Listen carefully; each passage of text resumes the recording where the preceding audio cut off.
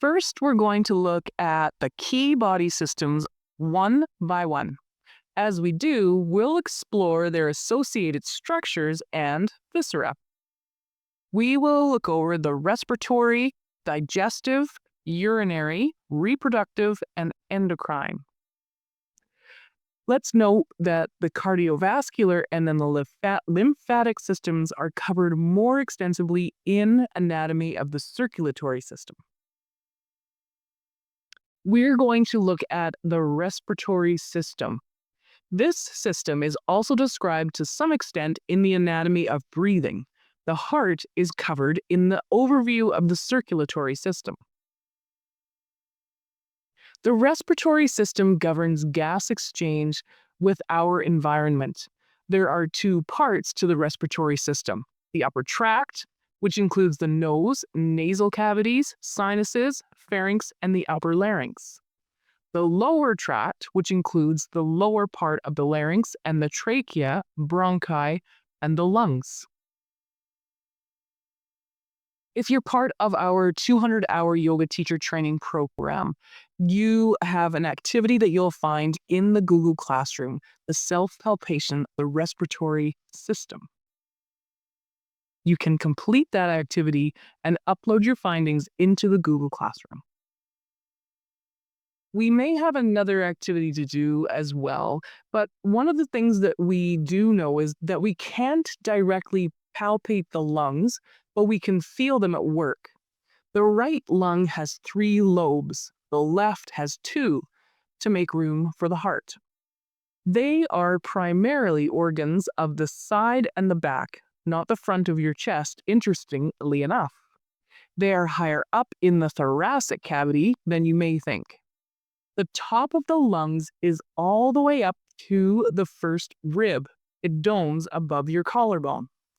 If you place your fingers and your fingertips above your collarbones, your lungs go all the way up there. You can take a breath into the upper chest and feel the movement. In the front, they end around the nipple line near the sternum, and the left lung makes space for and snuggles around the heart. The right lung snuggles over your liver, and they are bound on the posterior side by the diaphragm. If you were to wrap your hands around your upper ribs on either side and breathe, the lungs move with the expansion of the rib cage. If you place the back of your hands against the back at the midribs, if you can, and breathe into your back, you would note the movement of the ribs is not the same thing as the movement of the lungs. When we look at the bronchial tree, this is the great branching structure that facilitates the movement of air into the lungs. They branch into smaller and smaller vessels on the microscopic level. Gas exchanges occur here. So if we look at the application to yoga and breathing, when we breathe, particularly in yoga, when we put ourselves into odd positions and then breathe, the movement of our ribs, diaphragm, and lungs will internally massage all of our internal organs, which is incredibly beneficial for their function and our health. Historically, yogis have been extremely interested in our relationship to our breath and the power of the breath to impact our mental states. We move down into the digestive system, which governs taking in and assimilating nutrients. There are 2 components to digestion: mechanical digestion and chemical digestion. The digestive system is one long tube from mouth to anus. One of the oldest systems in the human body.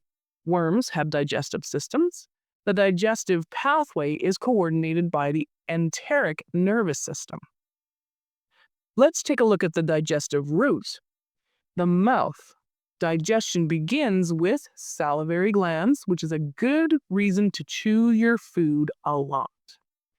Then we have the esophagus. The food passes through the esophagus, a more flexible tube located posterior to the trachea, moves into the stomach. Food then moves into the stomach, where it is chemically broken down by hydrochloric acid and pepsin.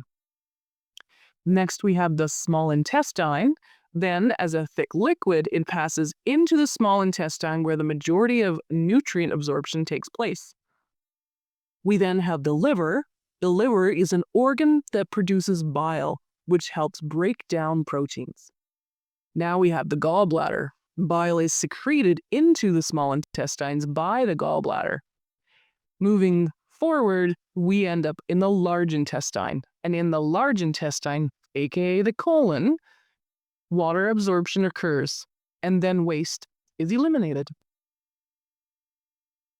If you're taking our 200-hour yoga teacher training program, the self-palpation of the digestive system is an exercise that you will complete and upload your findings and results to the Google Classroom for marking.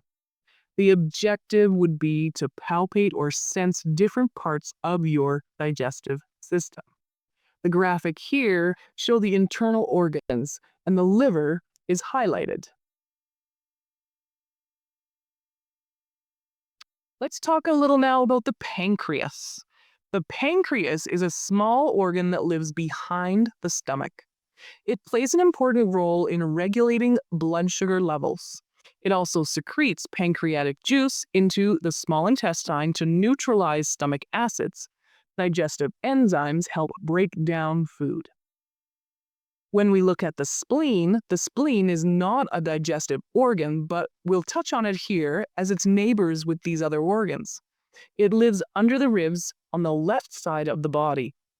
It is a blood filter and plays an important role in removing old blood cells and producing antibodies. You can palpate it. If you take your right hand and wrap it underneath your left armpit by your 10th rib, now you're on top of your spleen. This journey is going to continue on the next page. This is part of the self-palpation for the digestive system. And if you're part of the 200-hour yoga teacher training program, you will find more information on that when you complete this exercise. When we look at the application to yoga and life for digestion, historically, yogis have been interested in our relationship to our primary need, which is eating. In aesthetic times, yogis would fast. In the time of Tantra, yogis incorporate non-traditional eating, for example, drinking alcohol or eating small bits of meat, as a way of challenging societal restrictions on diet. In Hatha Yoga, many of the practices relate to eating sattvic foods and properly stimulating the digestive system. So how does your relationship with food and your digestive system impact how you feel physically? How does it impact your mind? And how does your yoga practice impact your eating or relationship with food? Now let's look at the urinary system. Composed of kidneys, bladder, ureters, and urethra, that filters blood, eliminates waste, regulates blood volume, and regulates our blood pH.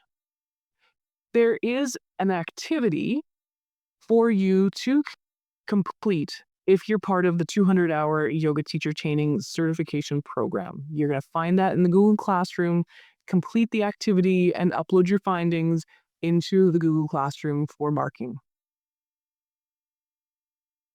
Here's a note on gender, biology, and identity. Before we move into an overview of the biological reproductive system, it is important to acknowledge that gender identity is different from biological sex.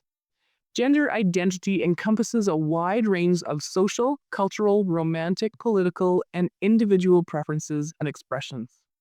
Biological features should not be confused with gender orientation. Referring to a biologically male, female, or intersex form does not presume to identify that human's gender preference. While we are noting here in this course the most common presentation of sexual organs, nature embraces a wide variety of expressions, including intersex. Humans may also choose to alter their presentation and expressions of their biological sex as well to align with their own preferences. In other words, we are far more than simply binary sexual creatures. That said, we're going to look at biology. When we look at the female reproductive system, this is characterized by the ovaries, the egg-producing organs, the uterus, fallopian tubes, cervix, and vagina. Orient yourself by the bony landmarks and the pubic bone and the tailbone. This is a good view to see the distal and of the digestive system. You can clearly see the colon and the anus anterior to the tailbone. Also note the position of the bladder just inferior to the uterus, and imagine the pressure downward that a baby would cause. This explains why so many women need to pee so often if they are pregnant. To orient yourself to a common position of the uterus, place your hand roughly halfway between your pubic bone and your navel. Here we take a look at the male reproductive system, and this is characterized by the penis, the testes, and the prostate gland. In this graphic, you can landmark the pubic bone and tailbone. From this side view, you also clearly landmark here the distal end of the digestive system in the colon and rectum. The prostate encircles the urethra. Orientation to organs, both male and female. In the case of both male and female sex organs, they are located in the pelvic basin. The muscles that support the pelvic floor and the sphincters, which are the urinary, vaginal, and anal, are associated with mula bandha. This final slide, we can talk a little bit about the application to yoga and sexual energy. Throughout yoga history, the tradition has explored negating sexual energy through celibacy, classical ascetic yoga of the Upanishads and Patanjali, reappropriating sexual energy as userful, Tantra, and using the potency of sexual energy for transcendence, Hatha Yoga. So what are the cultural norms around the use of sexual energy? And how do you feel about these cultural norms? What may a beneficial relationship to sexual energy look like? And what would constitute an ethical use of this energy as a student? What would constitute an ethical use of this energy as a teacher?